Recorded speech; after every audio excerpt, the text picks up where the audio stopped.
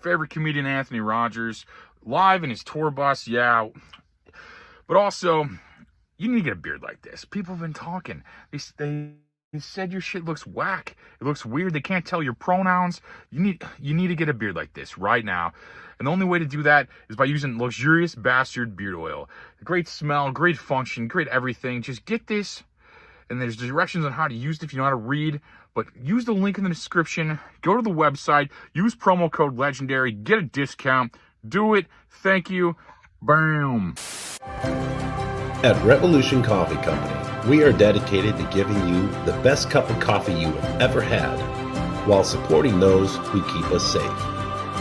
We roast our coffee daily, and we offer same-day shipping. Our coffee never sits in a warehouse or a shelf getting stale. Our prices beat our competition, and our coffee speaks for itself. Check us out at revolutioncoffeecompany.com. Welcome back to the greatest podcast that's ever existed. I'm in this study, I'm just live here with one of the biggest legends in I guess, rock music. I guess his band's a little more deeper than just rock, but ska, punk, I don't know, jazz, I don't know, one of the biggest legends in music right now. I have one of my favorite bands, Charlie Paulson from Goldfinger. How you doing, brother? Jesus Christ, bro, that's high praise. It's true though, man. Your band rules, bro. Yeah, you had some good songs, man. Appreciate that. I want to start off with this. I as a kid, this is like fun. I think this is like I said, I was introduced to your band as in high school or something, But that song Mabel, are they talking about you in that song where she said she's talking about now she's out with Charlie? Is that? Yeah. Yeah, it's me, and it's something I've had to live with for the last fucking almost 30 years. Is that a real story, or is that just like a jest or something? It's based on true events.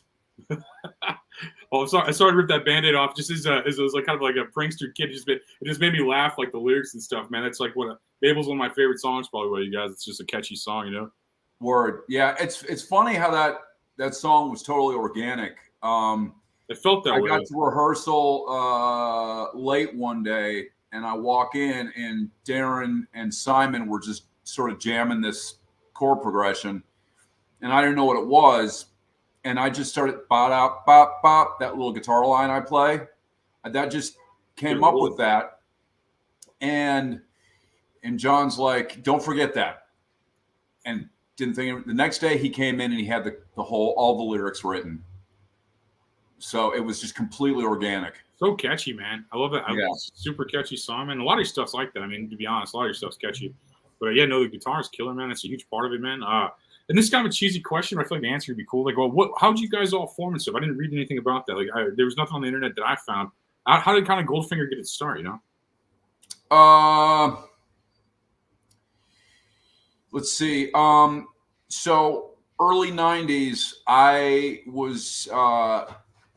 had a pretty ferocious drug habit, and I was living on the streets, and I had just gotten clean. I had maybe been clean for a few months, and I was. Are you still sober? Oh yeah, me too. No, it's awesome. I like that. One of the people that helped me out a lot in the beginning was Feldman. I used to crash on his couch, and he was in this band at the time that I would help out. I would guitar tech for and shit like that.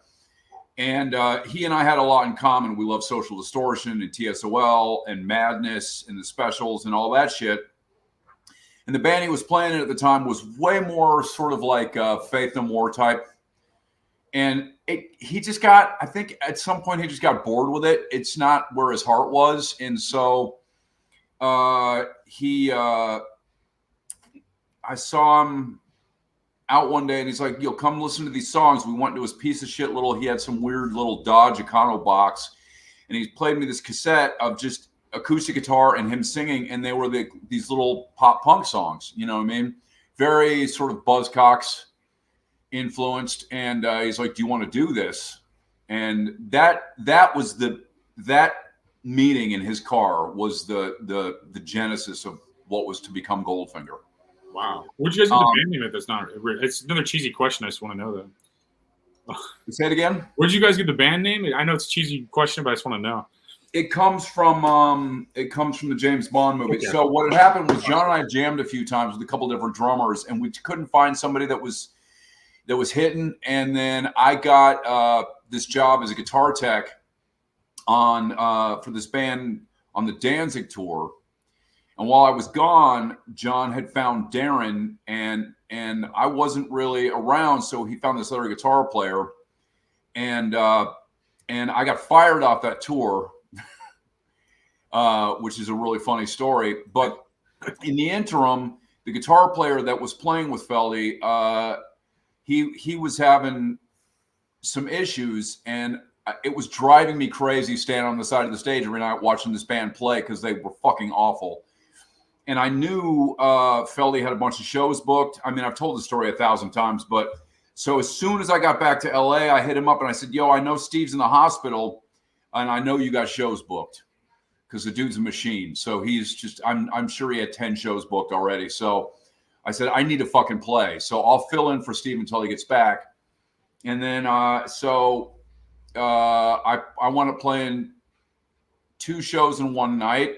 Our bass player, Simon, was so sick that he had to go to the emergency room after the second show. He had like 105 temperature.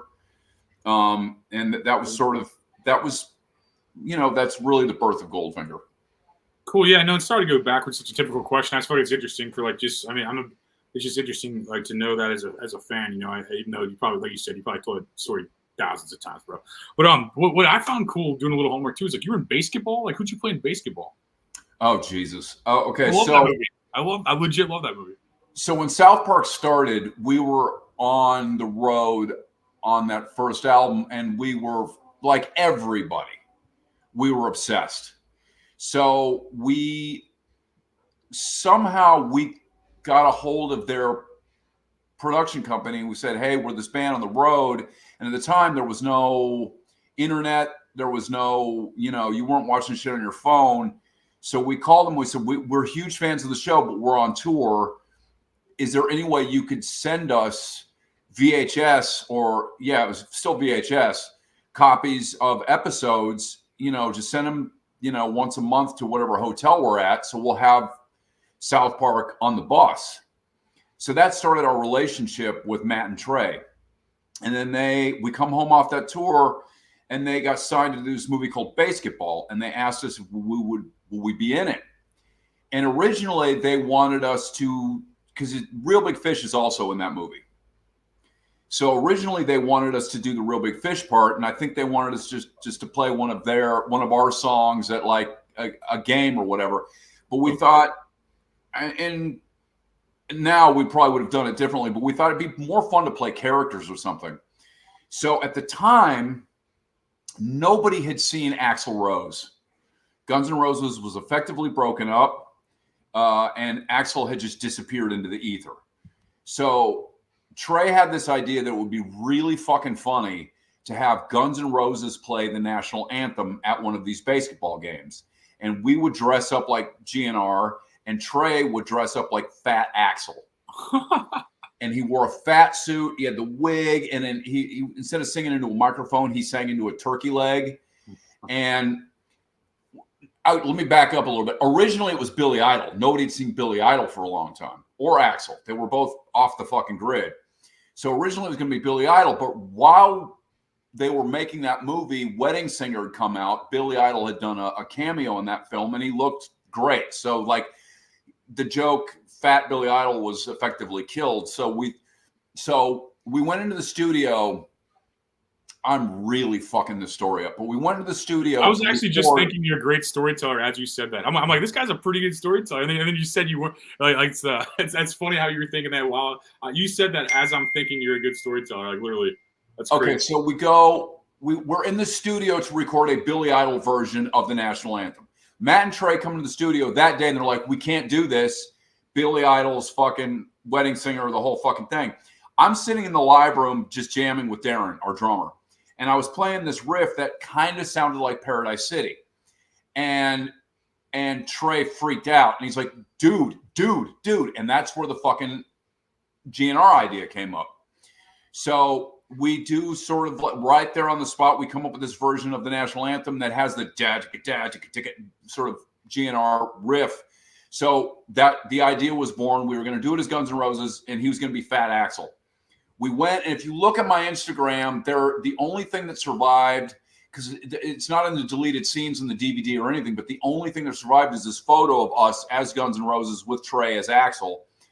And it was fucking hilarious. And at the end, we play the national anthem, and at the end, instead of smashing a guitar, Trey takes a guitar and sits on it because he's, Fat Axel. And it was fucking hilarious. Like, I'm Slash, and I got a cigarette burning, and it catches my hair on fire like they had pyro guys. And it was amazing.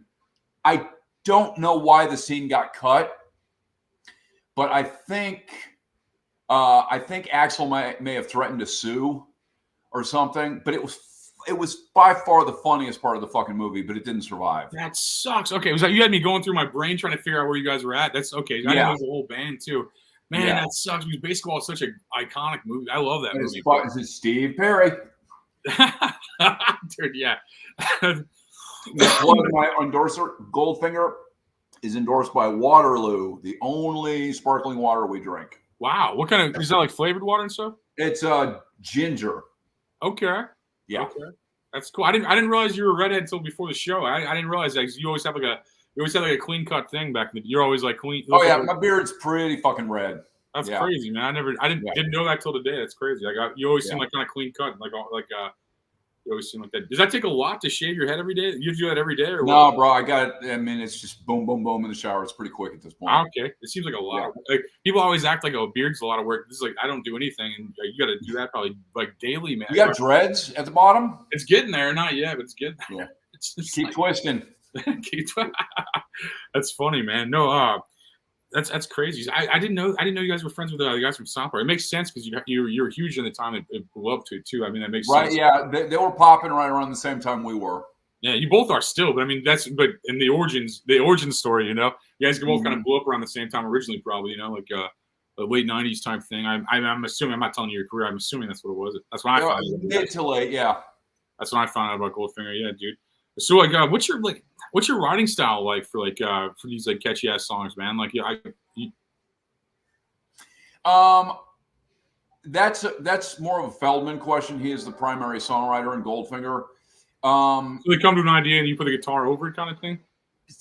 Usually he'll have like chords and a melody, and then I will go to work on the guitar shit, and that sort of more shapes the identity of the song. Do you know what I mean? Yeah. And then he will finish the lyrics and the top line, and oftentimes I'll help him with lyrics and shit. But generally, 90% of the time, that's Feldy. You know what I mean? What's your favorite Goldfinger song? Fuck. I know there's a lot, bro. I would probably say Question off of our second record. Okay. Or the first song on the last record is called Infinite. I co-wrote that with him. Okay. And it's Feldy, Mike Herrera, who plays bass with us from MXPX, and I all wrote equally on that song. And it just fucking rips. You know what I mean? Dude, yeah, so, man. I'm always a fan of the faster, heavier shit. Okay. Yeah, I like Hearing Your Bedroom a lot, man. That's like a really catchy fucking song too, man. Oh yeah, I love that kind of song. It's not as heavy as like you're saying. You say like the heavier ones, but that one's like a super chill kind of style. Like, were there any kind of like? I mean, I guess it is kind of Operation Ivy. Now you say that, like you said Operation Ivy earlier. I kind of see that. But are there any kind of styles you felt like you guys kind of like merged into to create this kind of a unique kind of sound? So I feel like it is like it's kind of unique still. I mean, there are subgenres I see, but I mean, it's still kind of a unique sound, Op Ivy are definitely the forefathers of ska punk, no fucking question. Yeah, but they weren't a huge influence on us in the beginning. I mean, John and I are roughly the same age as those guys. How old are you? 53. Okay, yeah. So when John and I first started jamming together, I said, do you want to play? Because John and I were huge Fishbone fans. Okay.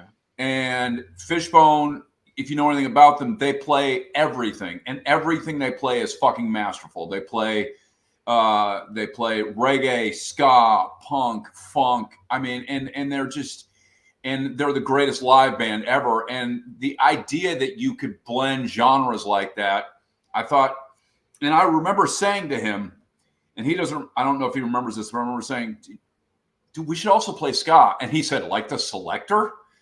Which is odd because I don't think he likes the Selector very much. But yeah, that was his response. And I'm like, sure, yeah, I love the Selector. But yeah, it wasn't so much for Op Ivy as much as it was the original two-tone movement. Because at the time in LA, there was in East LA especially, there was a skinhead movement, not to be confused with any fucking Nazis. And I don't want to give the history of skinheads, but traditional true skinheads are very, very anti-racist. And there was a crew that I used to hang out with called the Ghost Town Skins, because there was a band that I used to hang out with called Section 8, and they used to play their parties all the time. And that's sort of where the whole thing came from my end, at least. Cool, man. No, that you summed it up really well. And I think, because like you can classify the skogs as horns, you can classify it as punk as some of the riffs, but I definitely think, I mean, even jazz sometimes with some of the undertones, but I think it's like its own thing. Like, I mean, it doesn't sound like, I don't know, it doesn't sound like Real Big Fish or something. It doesn't sound like the stereotypical ska bands, I'd say, you know, like, and it definitely is ska, but I'm just saying, like, it still feels like it's its own thing, you know, and I kind of like that about it. It's like pop in a way too, and it's like punk in a lot of ways. It's like, I mean, pop in the way it's catchy. Well, ours of all the third wave bands, I think, I mean, unless you want to count bands like Mephistopheles or Suicide Machines, ours, as far as the poppier end of things, always was a little more edgy, a little just a little bit nastier than like Less Than Jake or Real Big Fish, or it was just different, man. It was just yeah. Like, yeah, you guys have way more of like a fuck you attitude for like the. I feel like, you know. Yeah. Oftentimes those are directed towards each other in the band, but yeah, that's where it comes from. Yeah. Do you like anything that's going on right now currently in music? Like any kind of? Oh yeah. What do you fuck with now? Like, what kind of stuff you get into? I mean, it seems like for the last 10 plus years, the things that get me the most excited about music, I'll hear something and I'll be like, fuck is that? And it's coming from women. There's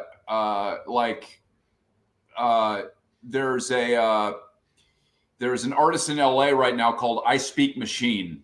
And she's just fucking, she's like Gary Newman meets Nine Inch Nails. It's just fucking raw and electro, but angry as fuck, and she puts on a killer show.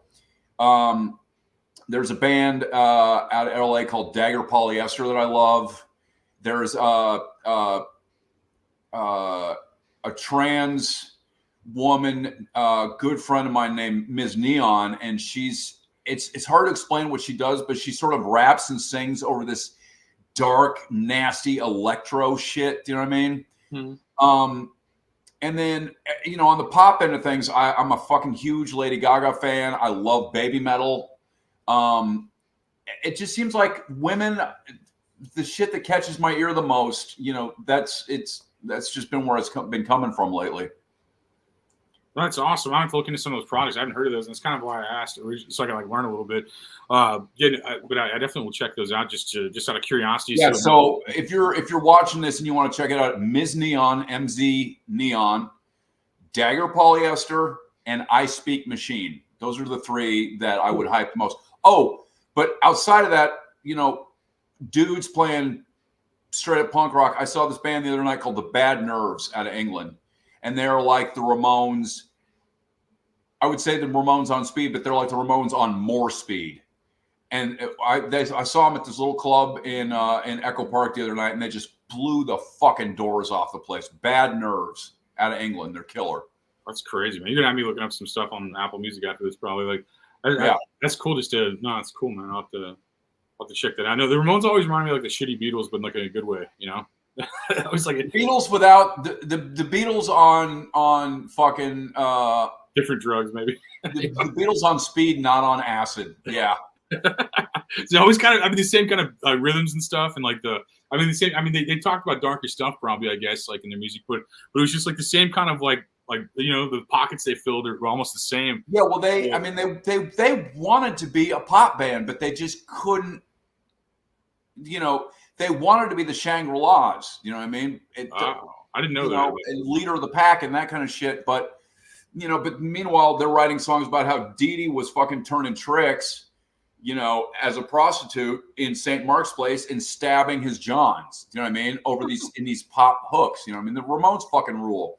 They do. If I wake up in a fucked headspace, there's 3 bands that I will go to immediately to pull me out of it, and that's AC/DC, Bon Scott era, Dude, yeah. David Lee Roth era, Van Halen, or the Ramones, because it's just go, go, go. It's high energy, and yeah, it's like Sonic fucking Prozac. Sonic Prozac. Dude, yeah, man, like Van Halen's super good, man. No one really got as big as they did, man. That's a crazy. They had their own like kind of cult following, kind of weird. Like they took over the world. Is what I'm trying to say. And it was a weird kind of band. I mean, I was like negative 2 years old when that happened. But just like looking back, that's just like a crazy time in music, man. They just had it, man. They had that quality, and a lot of their songs are great, man. It's like then it's funny, like talking about the Ramones and Van Halen. Those are 2 bands I always gave my mom shit about, like when I was like young, and then like now that I'm like older, I really appreciate them. It's like I remember being like a kid. I remember being a kid. Early Van Halen, the first 5 records, the fucking majesty and power and ferocity of that band. So good. I mean, Eddie was 19 when they made that first record. Go and listen to Eddie play on that first record, and he's a fucking teenager. I think he may have turned 20 when they were making that record. I mean, nobody will ever touch them. Nobody will ever touch him. I didn't know how young he was. That's interesting.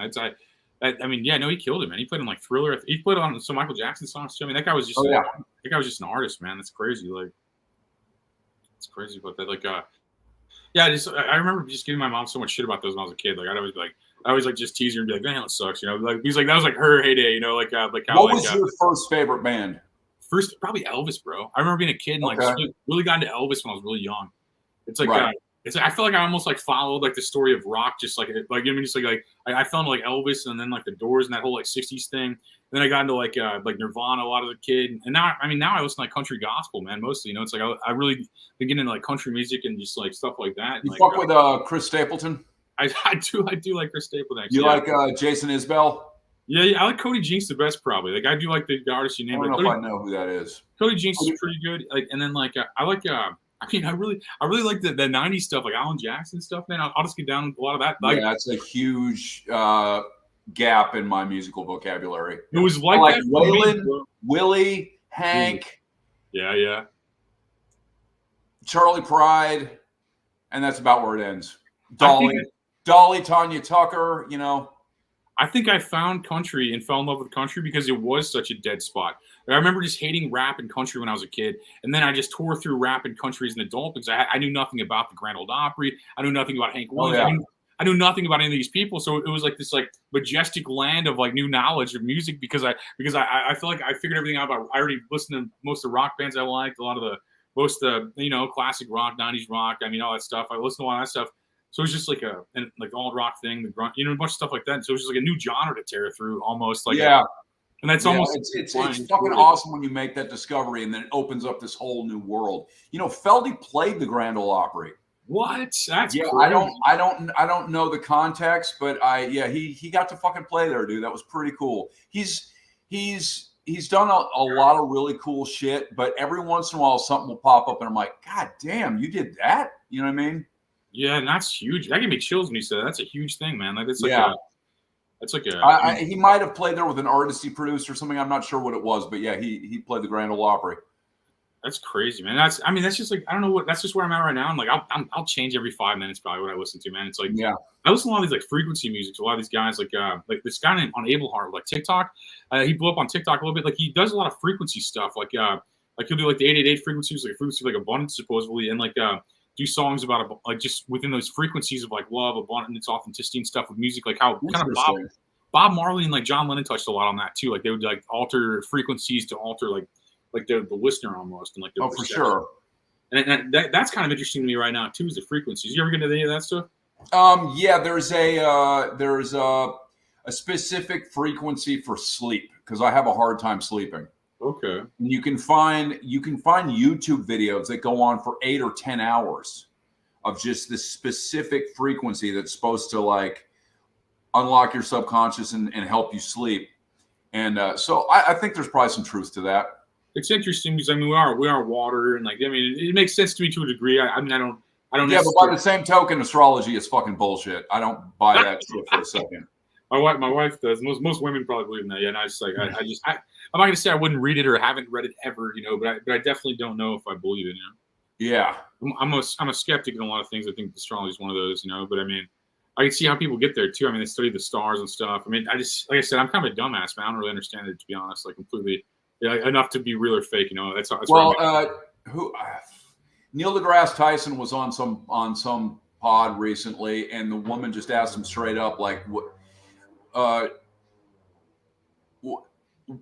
is there any truth or any substance to the idea that the moon's tides effects are, you know, the time we're born and blah blah blah?" And he broke it down very scientifically, and he just said, "So no."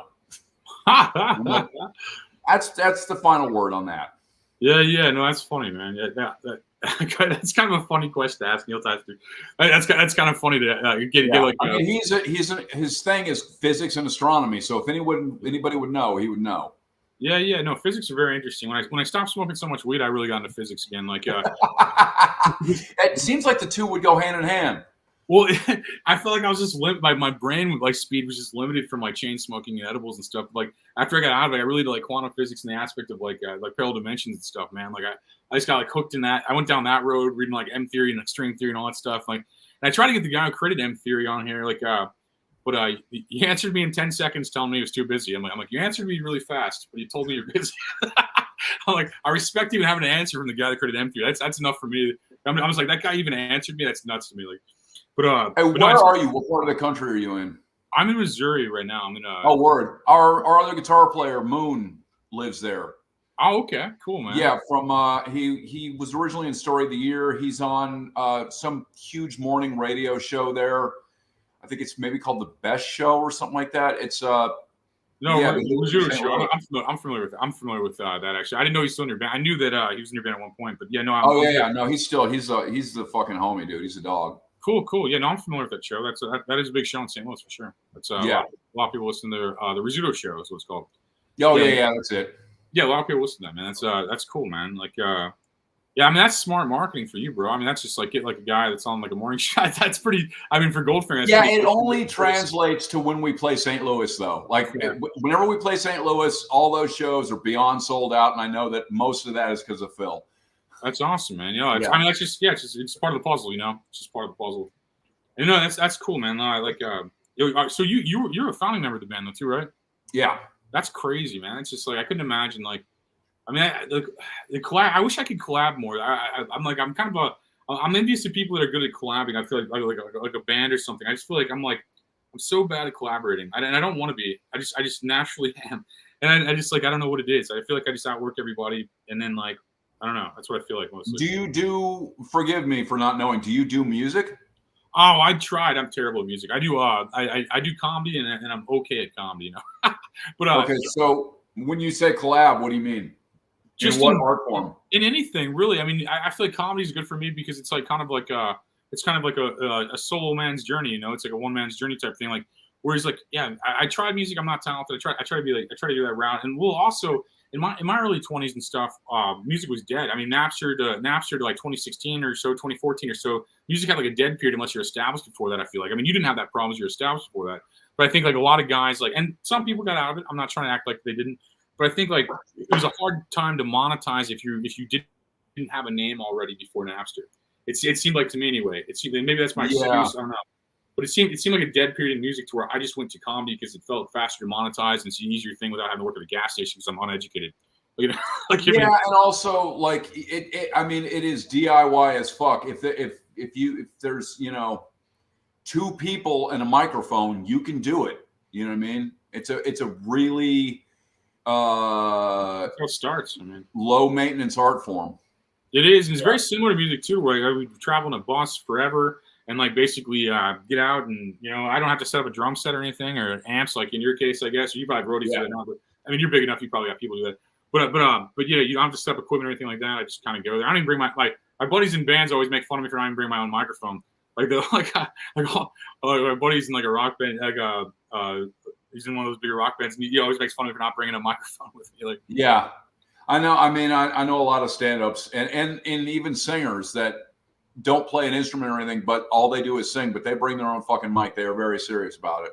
That's what musicians make fun of me for that a lot. But no, well, your camera is so clear, and I look like I'm in a David Lynch movie. I don't know what's going on over here. Sometimes you just wipe it off, bro. That's why I had this. My wife helped me set this up. I had a smarter person like do it for me. You know, no. Well, I tried. I tried. No, I'm in the 50s. I'm coming to you from the Twilight Zone. Dude, that's one of the best TV series of all time, man. Honestly, without question.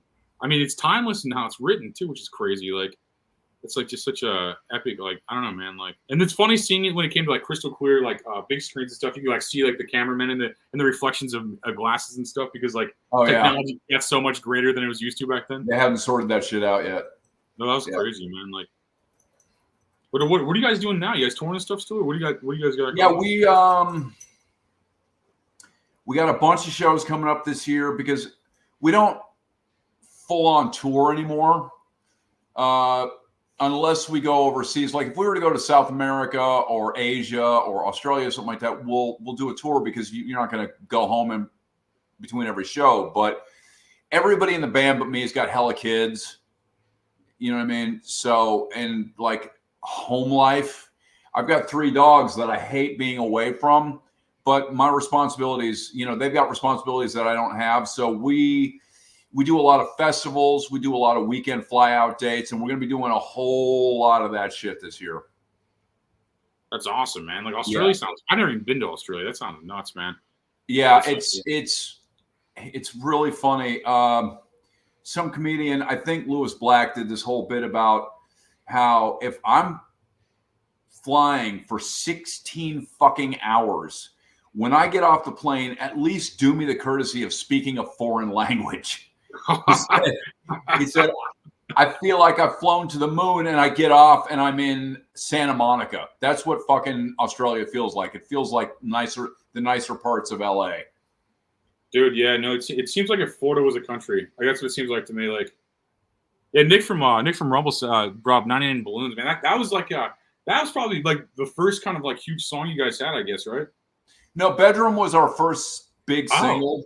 Didn't know that. I never knew. Yeah, and then Mabel did okay. 99 was on our 3rd record, and I didn't want to cover it originally because there's this band out of Oxnard here in California called 7 Seconds, killer fucking band, punk rock band, and they did like a really dirty fucking punk rock version of it, and I'm like, well, they sort of owned they own that, you know what I mean? And I don't want to step on their toes. So we took it in a different direction. Like our version is a lot more produced and it's a lot heavier. You know what I mean? When it gets that riff, like I'm playing a 7-string, there's 808s and shit. So we took it in like the whole intro with the Who thing.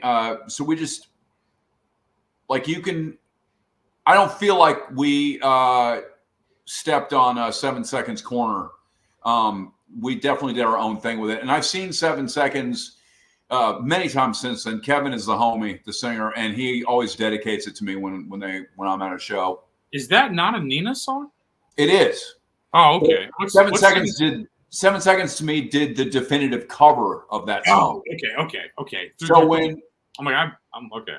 Gotcha. When we were doing the 3rd record, it was my idea to do some kind of a cover. I wanted to do like a timeless classic, like a Leonard Cohen song or something like that. But that was probably a little bit too out there for a Goldfinger audience. And then Feldy started coming up with like 80s covers that we could do. And that was one of them. And I was like, nah, man, 7 Seconds owns that. But then he talked me into it. And I said, well, let's do very much a different take on it. So, yeah.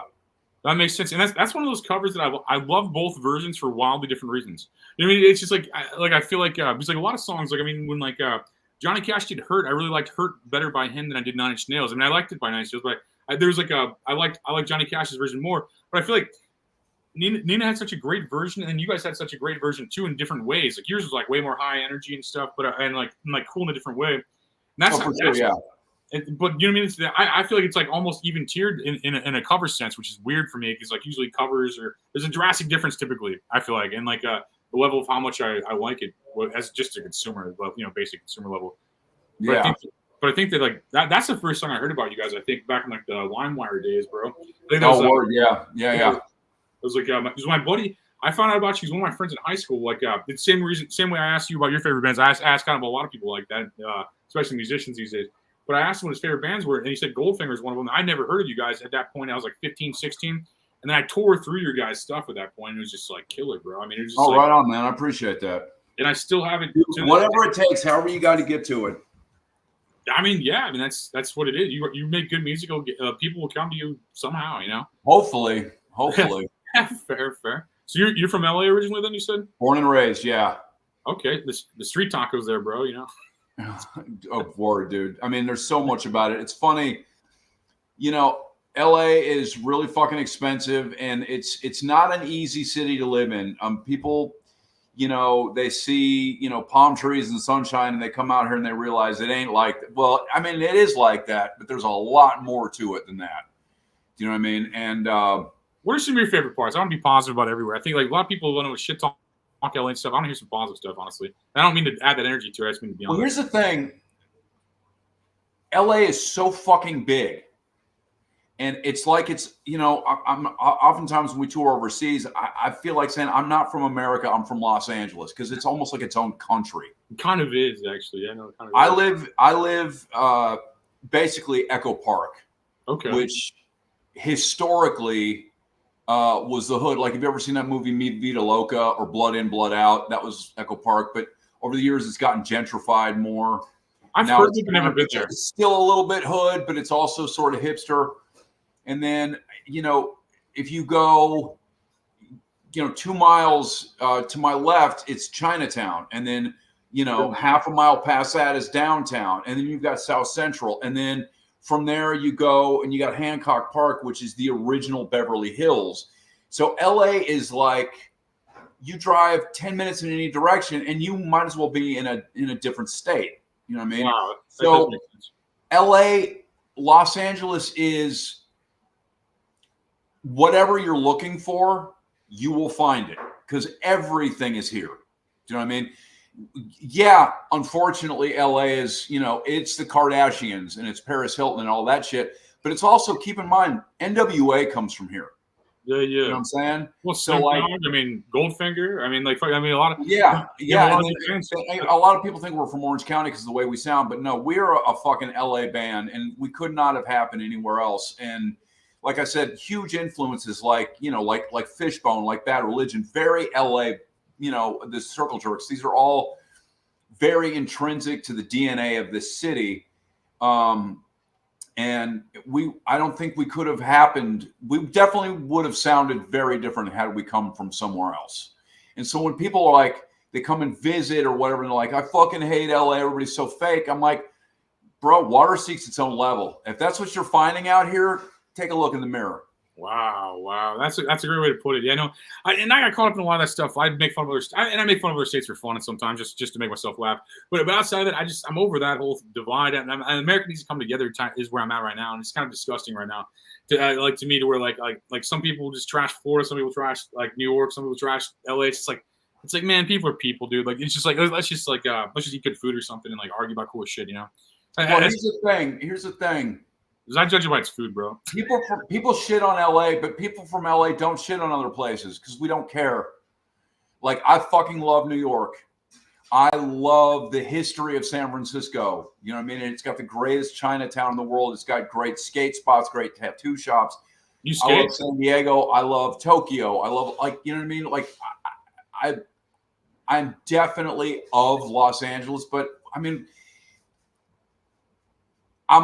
we all have to be fucking citizens of the world or you're cutting yourself off so fucking much. You know what I mean? It's a great, big, amazing planet we live on. Do you know what I mean? I totally agree. And I think that message needs to be out there more. I think than I definitely, and it's fun to jest. It's fun to make. I think it's fun if it's a good fun to tease other people and stuff. But it's like it's gotten to a point where it's just such a divide, man. And it's just like it's just to me that's disgusting. It's just like I just want to see. I mean, I want to have that same optimism, and I try to be as optimistic as I can. You know, I'm like kind of a cynical person, but I try to avoid Well, that. I mean, it's this generation, man. It's part of it is social media and the internet. I mean, like I'm 53, so I was a full-grown adult when social media happened, when Friendster and then MySpace and all that shit really happened. I was already a full-grown adult, so I lived a huge chunk of my life without this shit.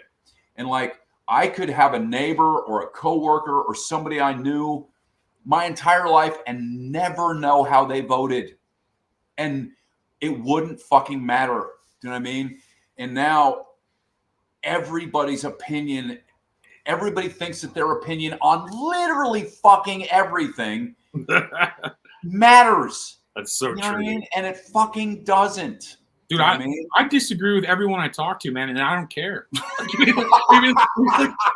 like that's how I feel. Well, do you know that song "Disciple" by Slayer? Yeah. That kind of sums it up on the negative end. But goddamn, I love that fucking song.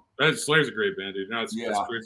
But yeah, it's just like everybody just thinks they have to have the exact same personality as everybody they hang out with. I'm like, dude, you're not going to learn like that, man. Well, even worse, yes, but even worse than that is people's. I love your dog, man. Oh, that's one of three. That's Leo. Oh, dude. Yeah, but like what I've noticed a lot. I'm very politically minded. I'm very politically active in certain ways, but I unless I'm standing up for somebody, unless I'm standing up for LGBTQ people or minorities or whatever, I don't sling the mud, and certainly not like I used to. But I'll notice it even on like music posts, or I'm a huge basketball head, and like politics get in there too. And it seems like there's this new type of personality where people make their identity what they're against. There are people who have social media profiles that their entire identity is to shit on LeBron James. Like they wake up in the morning, they have their coffee, and they go to the internet and they shit on one of the greatest basketball players of all time. And that they have made that their fucking identity. And that's nuts. And it more so extends into politics than anything else. Yeah. But it's like, what a sad, fucking pathetic life that is. Yeah, and you don't have to agree with the person's business or politics or opinions or anything. Just like you could say he's one of the best basketball players to ever play. And I think that's what's important to me as a basketball player. It's the same thing with like, I mean, with like anyone in their art, man. It's like I care about your art, your product, or your restaurant, or whatever. I care about that more so. And like, I mean, I'll discuss politics and religion, whatever else. But I mean, most people probably don't. I mean, like, don't agree with my opinions. And I just don't even care. It's like, yeah, I saw on your Instagram, you posting some libertarian shit, and I mean, there's a lot about libertarianism that I agree with. You know what I mean? Yeah. There's some shit that I don't, but the only time where I find a disconnect with it is when it seems like people are expressing views under the flag of libertarianism that don't really seem very libertarian. I can see that. Yeah, no, I can see that. It's just like I'm trying to find the middle ground between everybody at this point. I'm from Missouri, which is heavily conservative and stuff, and we're just supposed to argue with guys from LA. It's like that's what it feels like. And to me, I don't know how to describe it. I'm just tired of the hatred and divide in our country, and I don't really know what I call myself anymore, and I don't really know what I am. I think I'm trying to figure it out, and I think that like it comes down to like I just want people to get along, and I want to say I love our country, and I think if you're any party, you love our country at this point, even if we disagree on the fundamentals and whatever else. You wouldn't even have a party leniency if you didn't love our country, But it's like I don't know, man. It's just like I just want everybody to chill out and argue about music again or something. That's about where I'm at. I want to judge people. Yeah. Like when I was a kid, if you liked NSYNC, sports hate is like as far as I want to take it. Like I fucking, I'm born and raised in LA. The Lakers are my squad. I consider myself a Laker, and fuck the Celtics and fuck Boston.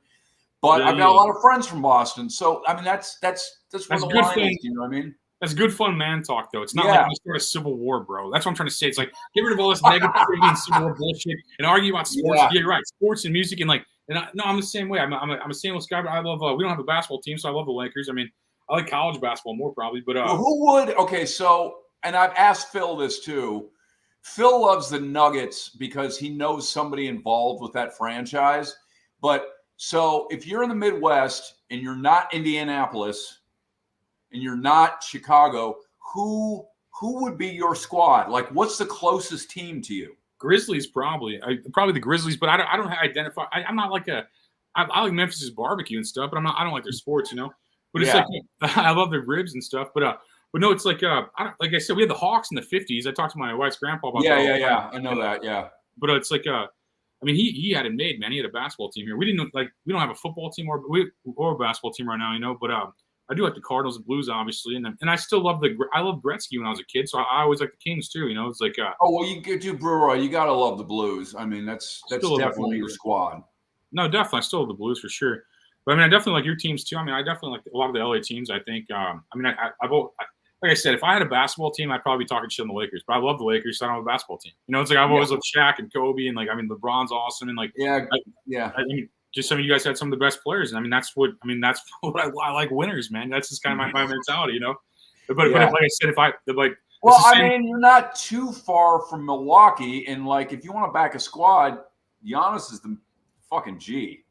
Yeah, Milwaukee's killing it, man. I mean, they're definitely great. And we have the Bulls are close too, but Chicago's such a rival town that like I feel like in sports. Oh, right, yeah. We're always like fuck the Blackhawks the same way you don't like the Celtics. It's the same thing, and sure. They just ruined my childhood, you know. Detroit and Chicago ruined my childhood, you know. Oh yeah, the Red Wings, yeah. Dude, yeah. The Suicide Machine boys love the fucking Red Wings, or they used to at least. They're just such a good team in the '90s. They always just crushed us, and they always just ruined my childhood. But I think the Cardinals. I mean, they're probably like that for the Cubs. You know, I mean, the Cardinals. Being a Dodger fan, dude, we're losing so many viewers right now. I'm sure. We started talk about Superman. Talk about Tony Hawk. I'm like, nah. Look, I literally there's a hill just outside of my house, and right on the other side of that hill is Dodger Stadium. So wow, okay. You know. So you're in downtown. I'm Dodger Nation too, and the Cardinals are definitely our fucking rivals. So we've had some good battles. Yeah, I mean the Cardinals are one of those like legacy teams, man. Like that's what we have in St. Louis the most. I think is like second most World Series and stuff. I mean, it's one of those like legacy teams. Like to where like me, I just hate Chicago, New York teams. You know, as far as baseball goes, you know. But it changes it just changes with other sports though. You know, like I feel like I hate the Yankees and I hate the Cubs and White Sox and all that stuff. But I mean, I like the Dodgers too, man. I'm not against it. I'm not against, like I said, LA is like a sports capital. So it's like, I kind of respect a lot of the teams because like, just as an American, you know, and same with other teams, you know, just like, it's like sports, you know. Well, bro, I mean, if you're coming at it from the point of view about America's teams and whatnot, you kind of got to love the Cowboys and the Yankees. Yeah, it just. I don't love either of those teams, but they are America's teams in their respective sports. It's rival to the Cardinals, I feel like, and that's where my loyalty. You know, it messes with me because they have more The only thing I hate about the Yankees, they have more championships than the Cardinals. That's the only thing I hate about them. The Yankees have more championships than fucking everybody. Than both our teams combined, to be honest. And I won't admit that again. But it's like, it riles me up, man. I'm a competitive guy. It riles me up when I hear that shit. But I mean, they're having a down period right now, which is cool for them.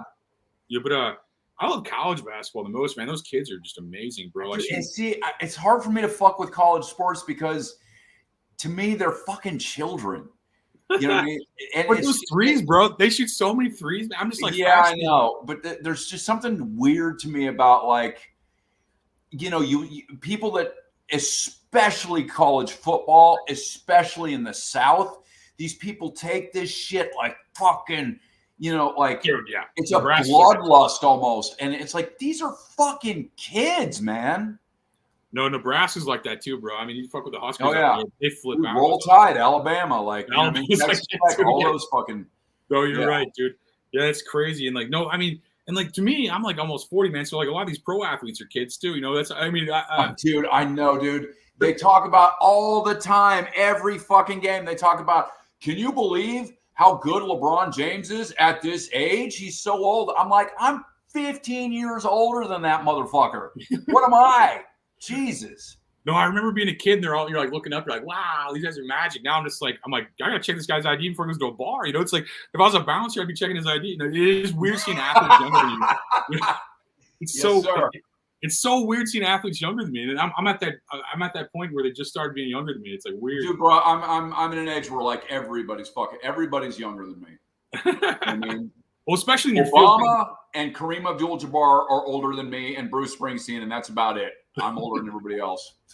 Dude, that's crazy. Yeah, no, that's how I'll be, man. I remember being like I was always like the youngest kid at the party. Now everybody's like, you know what I mean? Now I'm like the oldest one almost too. It's like the same. You know what I mean? I remember being like I don't know, like 15, 16. Everybody was like 24. You know, now I'm like in my 30s. Everybody's like 21 at the bars. You know, it's weird. Yeah, and you know it's They're all funny. vaping and stuff. The thing about age is like I'm going to a punk rock gig tonight. I'm going to one tomorrow night. I go to shows all the time. I fucking skate still, and just do what fucking makes you happy. Do you know what I mean? Definitely. Well, I saw you running on Instagram earlier. What is your workout routine like? I mean, I was actually going to ask you that when I saw that. Okay, so I was mentioning that hill that borders Dodger Stadium. It's called Elysian Park, and I take one of my dogs every day, and it's a hike, but I run it.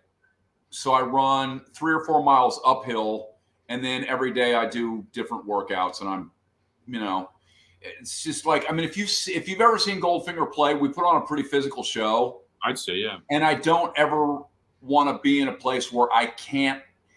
There's going to be a day where my body just says, we're fucking done. We're not doing this anymore. But I don't want that day to be ever to come because I've been fucking lazy, or because I've just decided to eat like shit, or I decided to start smoking cigarettes again, or, do you know what I mean? And, you know, I've had a lot of mental health issues over the years, and I've been on antidepressants and shit. And the thing that I've discovered that straightens my fucking brain out more than anything is exercise.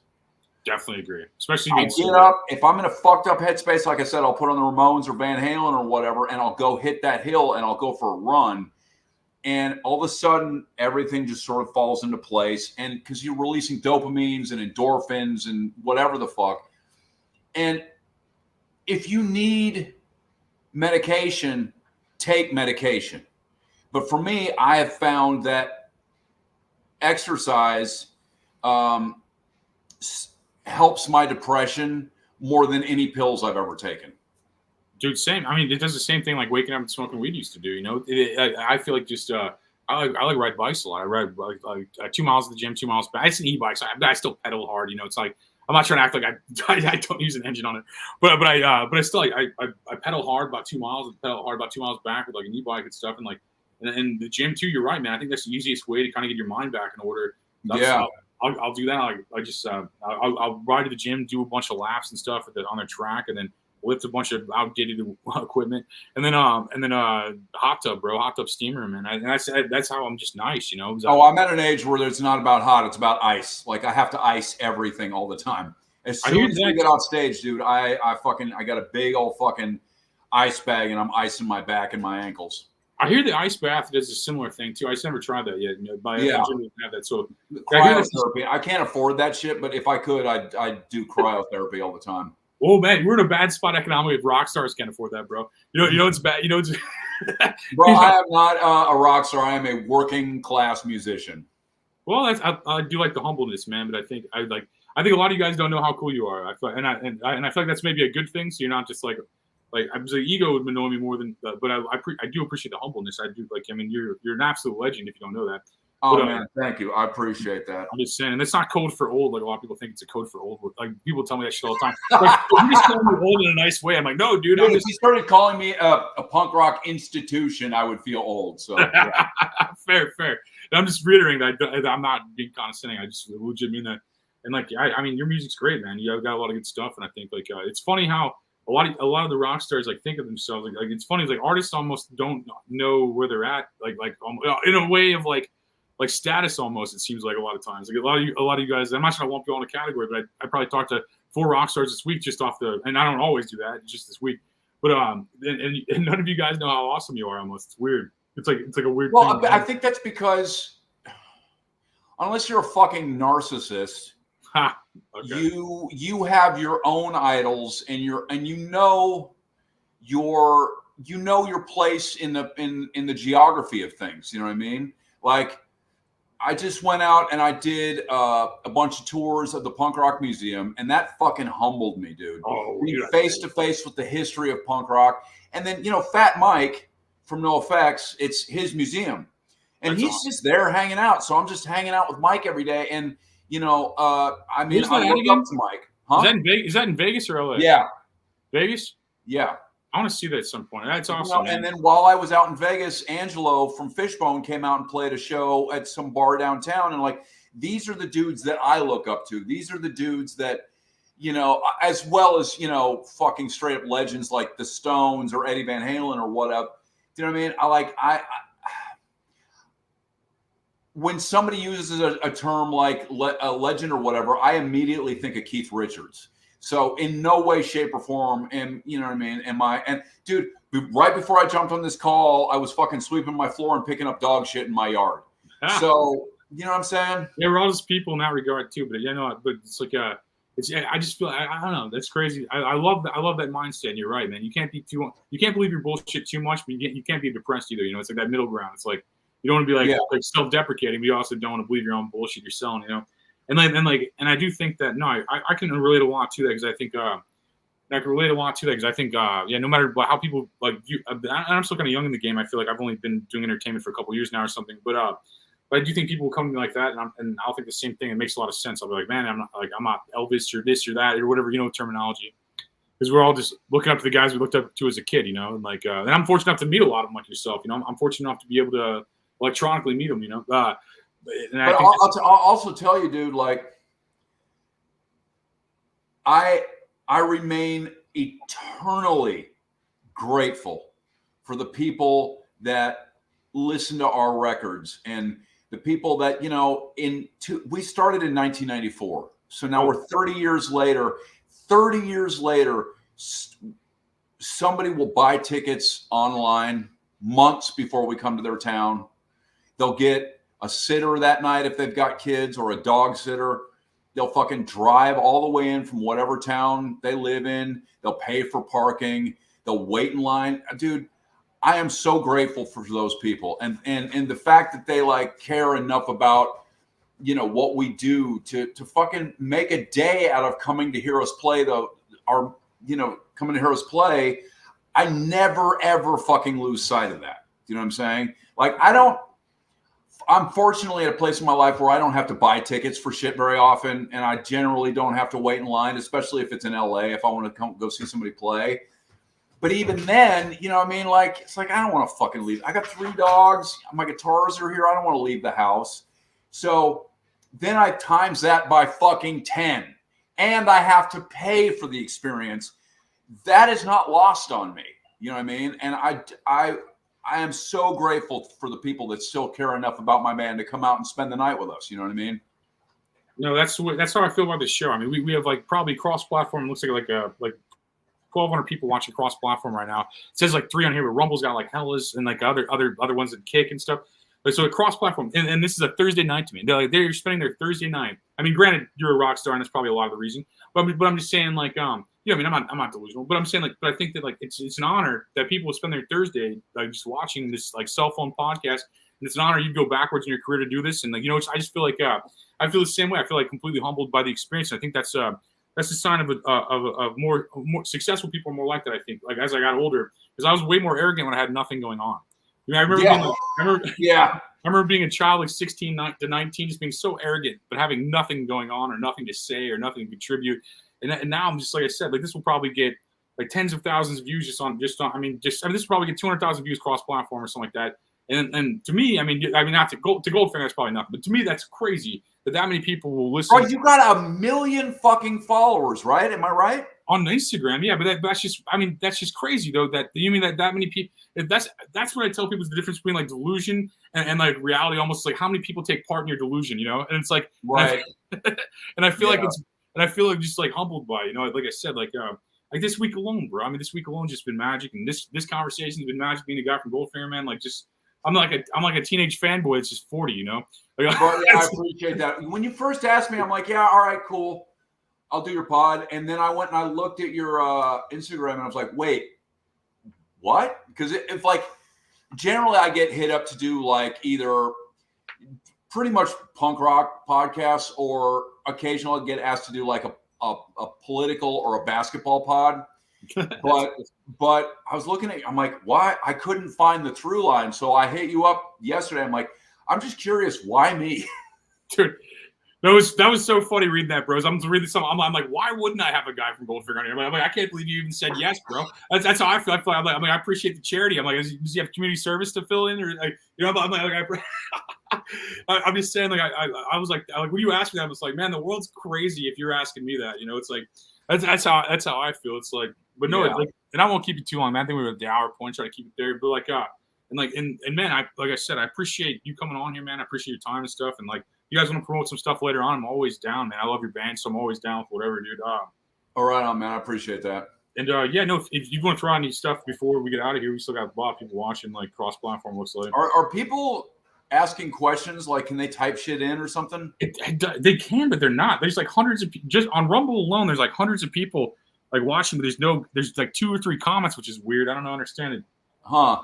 But there's about 1,000 people watching cross-platform, but not many questions. I guess a lot of these people watching their TV. It seems like too. They pull it up on the app or something. That's my guess. And like some people use their phone, but I mean, it depends on the guest, bro. Like sometimes if we have like a psychic or something, the comments are just going. Everybody's asking about their lost dog or something. Or lost cat. I don't think we're saying anything too incendiary. I don't think we've been saying much that would piss people off or make them like, fuck you. Yeah, and I feel like I hope not. And I feel like I'm doing that on purpose as a human being. I think like Howard Stern did that well, whatever, you know, that's his true art form. You know, it's like, we're in a time right now we need to come together, and it's just like, the divide's just over, man. It's just like, I'm so sick of just everybody arguing nonstop. It was funny like 10 years ago when you like make fun of people on the internet. Now it's how everybody communicates. I'm like, dude, it's just like, I just can't even do that anymore. Like the shop. Yeah, there's enough of that shit, man. It's over, man. It's just, it's like, it's over, new chapter, you know. It's like but yeah, if you want to throw, I mean, everybody knows your band already, bro. But if you want to throw any links out that people might not, or if there is somebody hasn't heard of Goldfinger, where to start, or whatever you want to throw out before we get out of here, like, I mean, I would say if you don't know the band, a good place to start is our second record. It's called Hang-Ups, and I think that's it's not our biggest selling record, but it's the one that people that listen to the band, that love the band. That's a true Goldfinger fan's favorite record. Is our second record, Hang-Ups. This is a great album. Start there. This is a great album. Just tear up their Spotify and stuff. That's probably what pays the most for these artists, like Spotify or YouTube. Check them out there. We did actually have a comment after we bring up comments. I can't pronounce your name, so sorry if I can't pronounce your name. It's a bunch of letters to me, and I'm kind of an idiot. Gilganial. Yes. Fuck. Yeah. So no disrespect. I'm just illiterate. Yeah. So, but I've been thinking about getting into the rock and roll business, a rock star business. What advice would you give an up-and-coming future rock star? I love the confidence in that question too. Rock and roll star business. Well, I don't know if I'm the guy to ask, but if you want to be a musician, I will tell you, you have to fucking love music. You have to love music. First, Kobe used to say, keep the main thing the main thing. Somebody I work with works closely with a lot of very young artists. And sometimes I'll go to the studio and they'll be there, you know, doing whatever, they're writing or recording. And I hear these conversations, man, and they're talking about TikTok and they're talking about everything but the main thing. You know what I mean? So if you sing, if you are a writer, if you play an instrument, you have to fucking love that thing first. Do you know what I mean? Yeah. I'm not a musician, but I totally agree. Yeah. If you don't truly love and live for the art that you're making, then you're in the wrong fucking business. Be a manager, be a publicist or something. You know what I mean? If you care about fucking views or who you're seen with or getting invited to this party or that party, you know, I mean, all that shit's fun. You know what I mean? I'm not going to say that, like, I mean, I love that I've had a lot of the experiences I've had, but every cool experience I've ever had is because I play guitar. Do you know what I mean? And care deeply about being a fucking guitar player first and foremost. You know what I mean?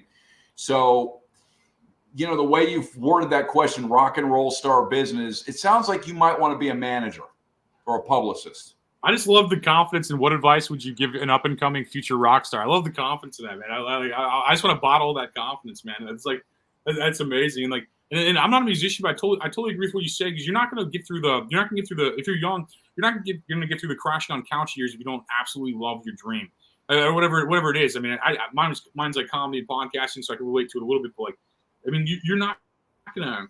You have to have that delusion and love to get anywhere, man. Otherwise, you're just going to get. Yeah, I mean, look, man, we're going to go out. We played. Goldfinger played to well over 100,000 people last year. Wow, that's awesome. And we're gonna play to, like, you know, tens of thousands of people this year too. But when I'm not doing that, I'll go play, you know, a bar downtown for 30 people because I just want to fucking play. I will go produce some little punk rock record for a local band, or I'll go play on somebody else's record because, again, keep the main thing the main thing. I love music. I love playing guitar. So, you know, that's the thing. I legit love that. I love that, man. I think that's what art's about. I think art's definitely about, like, and yeah, no, I want to love the creation process of art more so too. I think like when you're young, I don't know if you had this problem at all, but like when I was like 16 to like 19, maybe to like 24, like I absolutely just love to create everything. Yeah. And now that I'm like older, it's like a job, and I'm like, I mean, and still, like, I'm talking one of the biggest, like, you're one of the biggest bands, or one of my favorite bands as a kid, you know. So like, and it's awesome, but still motivating yourself to get ready to talk for an hour. So, it's just different than it was as a kid. You know, I would have killed somebody to talk to you at 16. You know, like, but and I love it now. Still, don't get me wrong, but I'm saying, like, it's a job now, and it feels different. It feels well, different. Yeah. There's parts of it that are a job. You know what I mean? And so I think adding that to it, for me anyway, took a little bit of the love out of the creative aspect that would have been like when I was a kid, bro. It was all creation. That's all I even cared about. I didn't care about the money aspect. I didn't care about success. I didn't care if people were watching this. I wouldn't have cared if anybody was watching this. I just would have been like, oh man, and like I would have had like 45,000 questions, you know, on a sheet of paper. And it's like I feel like that delusion of youth, man. It's like was I think they commented again, like radio's all hip hop nowadays, though. How do you break through that nowadays, touring? I mean, you just got to do your own thing. I don't think that. I mean, first of all, radio is such a wide open fucking landscape between Sirius XM and SoundCloud, and you know, you can tune into certain radio stations on streaming services. But as far as terrestrial radio, I don't know if that's true. Like, it depends on the part of the, like in LA, K-Rock, which is the alternative station, is still far and away the biggest station in LA, and they don't play hip hop. The hip hop stations here are fucking huge, but K-Rock is still the biggest station. And if you go into, you know, the Midwest or parts of the South, I'm sure country and Western is the biggest shit. So I think it depends on where you are. As far as breaking through, I don't know, dude, because, you know, I watched the Grammys this year, and I knew. Bro, I'm gonna guess TikTok maybe, or SoundCloud. Do you know what I mean? But I don't have a TikTok, and I don't go on SoundCloud. But I don't know if I've got a good answer for you. I think rap's dead, honestly. As a customer, like I said, I'm a customer. I'm not even a musician. I think rap's dead, bro. You look at the Billboard right now, it's all like TikTok and country music, man. Like whatever went viral. Oh, rap is not dead, not even close. I mean, compared to where it was, though, you know. I mean, I think like. Here's the thing: it's been around. Hip hop is 50 years old this year. And that's true. And that's anniversary. True. It is an established part of the mainstream, so I don't think it's not as revolutionary in punk rock as it used to be.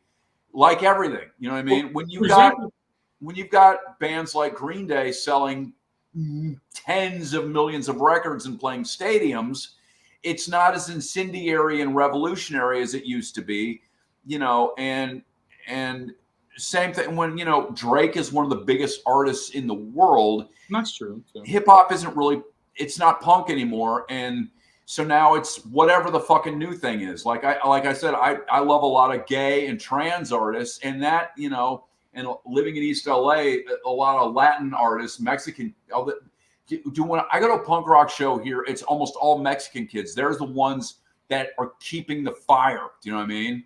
So there's definitely a lot of rap that's successful. I'm listening, like, you have Beyonce going country now. You have, like, I mean, you look at Billboard right now. I mean, you're having this like weird country emergence right now, I think. And then like it's so crazy, dude. In LA, everybody thinks they're a fucking Hollywood hillbillies, I call them. Is that what's happening now in LA? I didn't even know. Oh, dude, there's a bar here called Desert 5 Spot, and it's like the hot spot, and it's like a country and western bar, but it's like kids who 10 years ago had sideways haircuts, and now they're fucking wearing cowboy hats, and it's another trend. It'll come and go like everything. You're right. I mean? No, you're definitely right. And those guys. Yeah, it's like everybody's afraid to be themselves, man. So they latch on to these trends and get accepted, and then it becomes like this, like, what's that called? Like pack rat culture kind of thing. But that's just the way culture is. That's the way, I mean, I'm not knocking it. I'm just saying. I used to really hate it and call them sheep and shit. But now it's just like, what? It's just what. Like I went to eat the other night, and I'm standing waiting for a table, and there was like a bunch of kids, probably between, I don't know, 17 to 20 maybe, and they were all dressed pretty much the same, and they all had the same haircut. And I said, y'all have the same haircut? And they said, yeah. I said, you did it on purpose? And they're like, yeah, it's the style. And I'm like, all right. And the thing is like, they don't think about it beyond that. They're like, oh, I guess this is what we do now. This is the style. And that shit used to just drive me fucking crazy. But these kids were so like, yeah, it's the style. And I'm like, I'm not going to shit on these kids. You know what I mean? This is what, I mean, dude, when I was a kid, like, it was like, oh, everybody got this skateboard. You know what I mean? And when this record came out, one guy would buy it and then make copies of it for everybody. So it's human nature to want to fit in. Do you know what I mean? I can see that. And we do that to a different degree, I think, too. Yeah, no, I can see that. I can see that. Yeah, no, it's, I guess when you're young, you're so full of anger, you're like, you just want to be like, I'm better than everything. I remember the youthful arrogance. Yeah, I think I'm getting out of that now as I'm like late 30s. Yeah. Getting to that point. I can see that a lot. And like, that's funny that LA is going country too, man. That's kind of funny to me, like, to be honest. Yeah. I haven't been there since 2014. It is pretty funny, I got to tell you. It is kind of funny, especially how I haven't been there since like 2014 or so. So it's like, for me, like 10 years ago, way different culture. And it's just funny, like, to hear that. Like, to be honest, it's kind of funny. Because I'm from Missouri. It's like most of the states like that probably all the time, and it has been for a while. But I mean, not St. Louis, not Kansas City, and not Columbia Springs. There's some exceptions, but most of the states kind of like that. Like the I go. They have a karaoke night at that country and western bar, and like every chick gets up and sings either Jolene or Crazy, and I'm like, Loretta Lynn exists. There are other songs. It's the new Wonderwall, I guess, huh? Like, I remember that as a kid, man. Everybody just played Wonderwall. Anyway, here's Wonderwall. Yeah, for sure. And I love those songs by the actual artists. I saw Patsy Cline's House. I'm an actual fan, but it gets watered down. Everybody does it. Yeah, it's like. Yeah. But no, I think we're going to talk for 9 more hours, but I'll shut up right now, bro. I'm sure you have more important things to do than do this podcast. So I desperately need a shower, homie. Well, dude, thanks again for coming on, brother. And like everybody watching this, thank you all. I appreciate you all. Thank you. Check out Goldfinger. Check out other podcasts. Just do whatever you want to do. I'm not gonna tell you to do. But thanks for watching. Thanks for serving. Thanks for watching us on a Thursday night. I appreciate you, Charlie. Pleasure to meet you, man. You're a legend. Big fan of your band. All right, man. Take it easy. Right on.